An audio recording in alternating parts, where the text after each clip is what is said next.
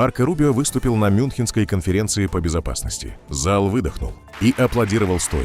Какой главный посыл Европе от Соединенных Штатов? Но участвовать во встрече с европейскими лидерами по Украине госсекретарь США в последний момент отказался, а с Зеленским лично встретиться. Макрон уверен, Европе придется говорить с Россией о завершении войны в Украине. Зеленский дал резкое интервью «Политика», намекнул, что власть Путина не вечна. Вашингтон продолжает наращивать военную силу на Ближнем Востоке. Трамп не исключает силовую смену режима в Иране. День Святого Валентина на Олимпиаде. Чего ждут олимпийские спортсменки в самый романтический день года? Рио на несколько дней становится мировой столицей уличных гуляний. Бразильский карнавал стартовал. Об этом и не только. Подпишитесь. Время начать.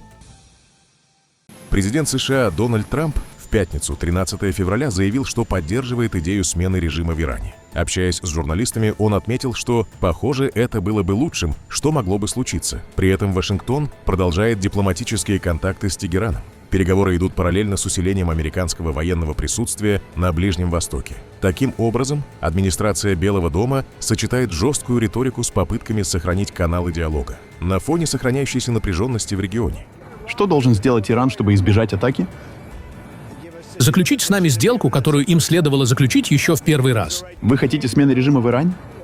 Ну, похоже, это было бы лучшим, что могло бы случиться. Уже 47 лет они говорят и говорят и говорят. А тем временем мы потеряли много жизней. Иранские ядерные объекты полностью уничтожены. Что еще остается поражать? Ну, можно забрать все, что там осталось в виде пыли. Это, по сути, наименее важная часть миссии. Но мы, знаете, вероятно, заберем все, что осталось. Как вы знаете, это было уничтожено. Вы бы согласились на что-то меньшее, чем нулевое обогащение урана? Мы не хотим никакого обогащения. Мы не хотим обогащения. Спасибо всем большое. Госсекретарь США Марко Рубио в последний момент отказался участвовать во встрече с европейскими лидерами по Украине на Мюнхенской конференции, пишет Financial Times со ссылкой на источники. Переговоры планировались с участием руководителей Германии, Франции, Польши и Еврокомиссии. В Госдепартаменте отказ объяснили несовпадением графиков и плотным расписанием. При этом 14 февраля Марко Рубио намерен встретиться с президентом Украины Владимиром Зеленским. В европейских столицах решение вызвало раздражение. Один чиновник назвал его безумным. Другой заявил, что без участия Вашингтона встреча потеряла смысл. По данным издания, администрация Дональда Трампа все заметнее дистанцируется от союзников и стремится ускорить мирный процесс, снижая роль Европы в переговорах. Президент Украины Зеленский в интервью «Политика» на полях Мюнхенской конференции заявил: «Остановить Россию способно только жесткое давление со стороны Соединенных Штатов». По его словам, без этого Путин будет затягивать процесс даже во время переговоров с Вашингтоном. Зеленский подчеркнул, что Дональд Трамп должен ясно обозначить поддержку Киева и усилить нажим на Кремль. Для продвижения к миру, по его мнению, необходимы гарантии безопасности, план восстановления и реальные рычаги давления на Москву. Идею выборов он назвал возможной, но отметил: для их проведения нужен хотя бы краткий режим прекращения огня на несколько месяцев. При этом переговоры остаются в тупике. Москва настаивает на территориях, Киев требует гарантий. Зеленский добавил, что время для Путина не безгранично. Я думаю, что Путин тоже находится в трудном положении, потому что я могу говорить с вами и пожать вам руку, и мне не страшно, и я хочу быть свободным, и я хочу все менять. После политики, после всего, понимаете? А вы здесь? Да, я здесь, видите? Можете себе представить? Так что я свободный человек, и я моложе Путина, понимаете? Нет, поверьте мне, это важно. У него не так уж много времени. Да, дай бог, не так уж много времени. Это безумная война россиян против простых людей. И поэтому ее не просто остановить, потому что мы не можем просто остановиться. Россияне этого не хотят. И есть некоторые сигналы с американской стороны, от президента Трампа. Они говорят, мол, сейчас время компромиссов. Вы можете сделать несколько шагов вперед. Мы пошли на множество компромиссов. Путин и его друзья не в тюрьме. Это самый большой компромисс, на который мир уже пошел.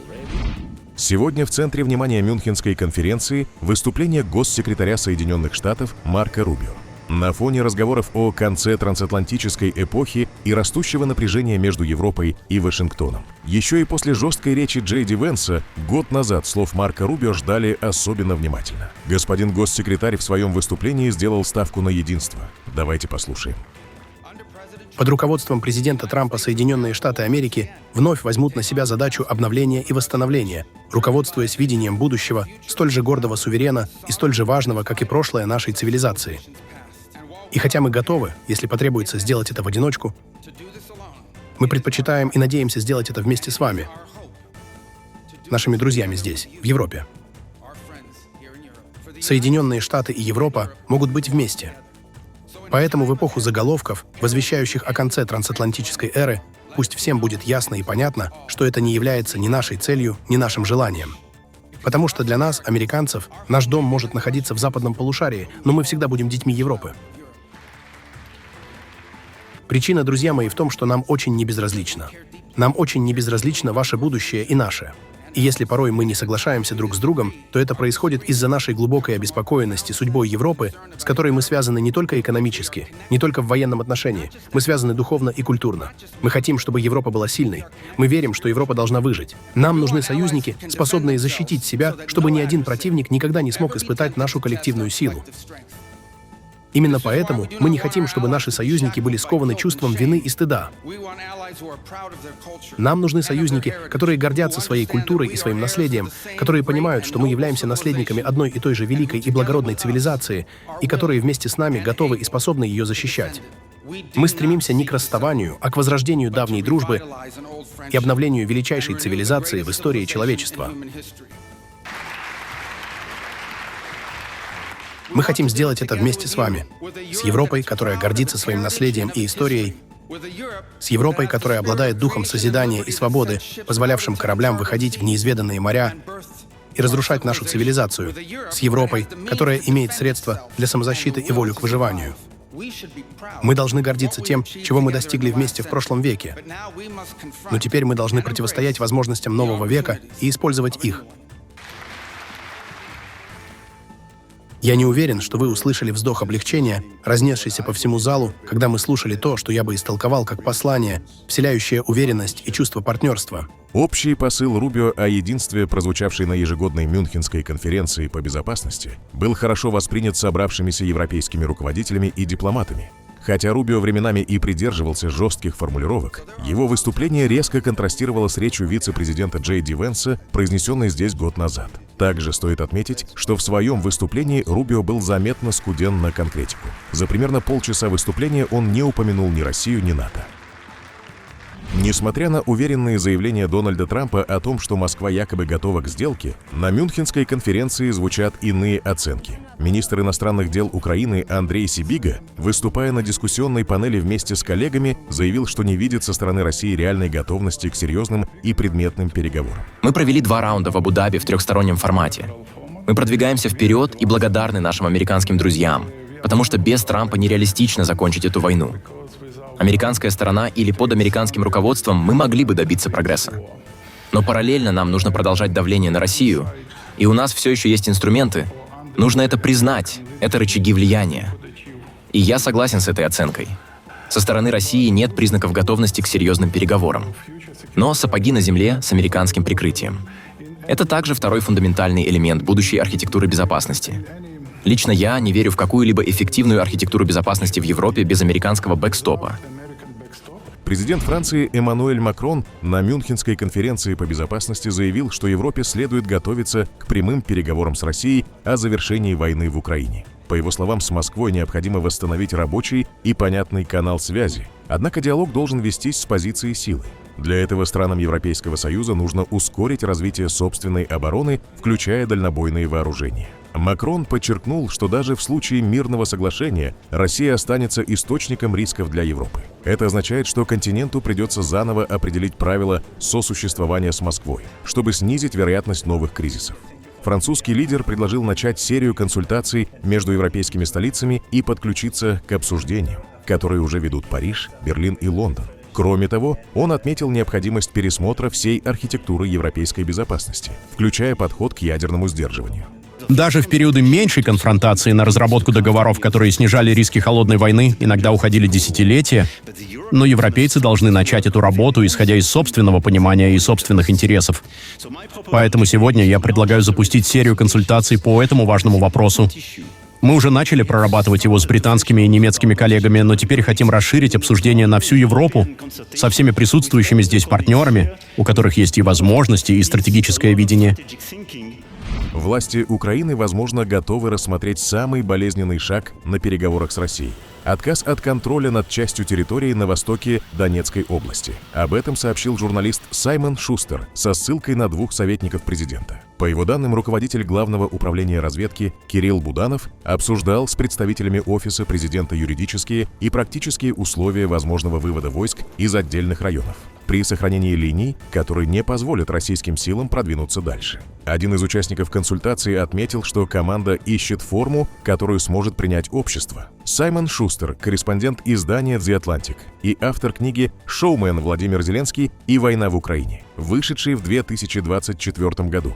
Во время войны он сопровождал украинское руководство, что дает ему доступ к источникам внутри команды. Сейм Польши принял закон, освобождающий граждан страны от уголовной ответственности за участие в боевых действиях на стороне Украины. Об этом сообщает польский Радио 24. Документ предусматривает как амнистию, так и прекращение уже возбужденных дел, включая обвинения в вербовке добровольцев. Ранее за службу в иностранной армии без официального разрешения могло грозить до 5 лет лишения свободы. Новый закон распространяется на период с 2014 года. Теперь его должен рассмотреть Сенат Польши. В одном из спальных районов Киева волонтеры из Казахстана развернули полевую кухню и готовят плов прямо во дворе многоэтажек. Горячей едой угощают всех желающих. После ударов по энергосистеме часть домов осталась без света и отопления. В очереди за обедом в основном пожилые люди и семьи с детьми. Мы рады, что нам привезли такую помощь. Спасибо нашим волонтерам, нашим казахским казакам. Они замечательные. Очень вкусный хлеб. Хочу их очень поблагодарить. Отопления нет уже 2 дня. Однажды здесь не было отопления 10 дней, и сейчас снова нет уже 2 дня. Вот с какими трудностями мы сталкиваемся. Вообще такая беда, да, вот в Украине. Вот, к сожалению, ни тепла, ни света нету. И наши земляки, мои земляки из Казахстана, они тоже видят по новостям, что есть такая беда в Украине, и надо помочь людям. Это простые люди, это не правительство, это простые люди Казахстана решили помочь таким образом. Понятное дело, от этого я только что рассказывал, что из-за одной порции плова они не будут сыты ходить. Но это моральная поддержка, а это очень важно. На сегодняшний день очень важно, чтобы люди не думали, что они остались с бедой один на один. Президент Мексики Клаудия Шейнбаум заявила, что готова содействовать созданию гуманитарного воздушного моста для помощи Кубе. Авиасообщение между 2 государствами не ограничено. Они могут заправиться, то есть они точно могут прилететь в Мексику. На самом деле рейсы мексиканских авиакомпаний на Кубу не закрыты, потому что здесь есть авиационное топливо. И это очень близко. Они, разумеется, должны заплатить за топливо. В городе Ромео и Джульетты любовь сегодня буквально витает в воздухе Вероны. У дома Джульетты туристы фотографируются на фоне знаменитого балкона, оставляют записки с признаниями и вешают замки в форме сердца, каждый со своей историей и надеждой. Но романтическое настроение царит не только в старом городе. В Олимпийских горах неподалеку спортсмены между стартами и церемониями награждения тоже находят время для чувств. Кто-то ждет букет от супруга после заезда, кто-то планирует короткое свидание между тренировками, а кто-то с улыбкой признается: «Я свободна и открыта для новых знакомств». Он путешествует со мной 365 дней в году, и мы женаты, кажется, уже 3 года. Это не очень хорошо с моей стороны, но обычно он появляется с цветами, так что посмотрим, получится ли у него в этом году. Внизу в городе есть хороший цветочный магазин, так что, надеюсь, он узнает номер. И, к счастью, перед тем, как мы снова встретимся на оставшуюся часть сезона, я буду в Португалии на перерыве со своим парнем, так что, надеюсь, мы сделаем что-нибудь классное. Да, у меня здесь мой парень, он смотрит соревнования, так что, думаю, я буду праздновать с ним. Но для меня это ощущается как идеальный шторм. Мой девиз — дарить любовь. И то, что дуэли, мой любимый вид программы, дебютируют на Олимпиаде именно в День Святого Валентина, и я смогу в них выступить и просто получать удовольствие. Это очень особенное. Я свободна и готова к знакомствам. Олимпиада идет к финалу, и ее последняя глава пройдет в городе, где спорт и романтика в эти дни идут рука об руку. В Рио-де-Жанейро официально открылся знаменитый карнавал. По традиции мэр города Эдуарду Паес передал символические ключи от Рио королю Момо, главному персонажу праздника и воплощению веселья. С этого момента город на несколько дней превращается в столицу самбы, танцев и уличных шествий. Во дворце мэрии прошла церемония с выступлениями танцоров, а король Момо, получив ключ, сразу же пустился в пляс. Этот ритуал ежегодно открывает карнавальную неделю, которая собирает тысячи туристов и жителей Бразилии. Впереди масштабные парады в самбодроме и десятки уличных праздников по всему городу.